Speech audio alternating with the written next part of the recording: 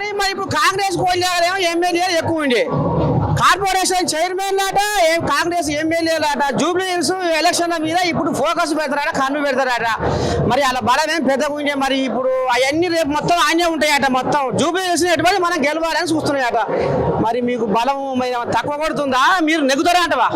తప్పకుండా, ఎందుకంటే 3 సార్లు గెలిచిన ఎమ్మెల్యే గోపీనాథ్ గారు, ఆయన మరణం పట్ల ప్రతి ఒక్కరు కూడా ఆవేదనతోటి ఉన్నారు. తప్పకుండా ప్రజలే గెలిపిస్తారు, ఎందుకంటే ఆయన చేసిన మంచి పనులతోటి ఆయన 3 సార్లు గెలిచిండు. అంటే గెలవడానికి నిదర్శనం ఏంది? ప్రజలతోటి ఉండి ప్రజల పక్షాన నిలబడి వాళ్ళకి ఏ అవసరాలున్నా తీర్చిన నాయకుడే. కాబట్టి తప్పకుండా ఆయన మృతి పట్ల మొత్తం జూబ్లీ హిల్స్ సానుభూతి వ్యక్తం చేస్తుంది నియోజకవర్గ ప్రజలందరూ. కాబట్టి తప్పకుండా వాళ్ళు ఓటేసి గెలిపిస్తారని పూర్తి నమ్మకంతో ఉన్నాం. మొత్తానికి గిదుల్లా మరి మాగంటి గోపీనాథ్ పేరు జనాల నాలుకల మీద నాట్యం ఆడింది కాబట్టి 3 మాటల ఎమ్మెల్యే గెలిచిండు అనేది. మరి మల్కాజ్గిరి ఎమ్మెల్యే మరి రాజశేఖర్ అన్న ఈ రకంగా అనుకొస్తుండ్రు.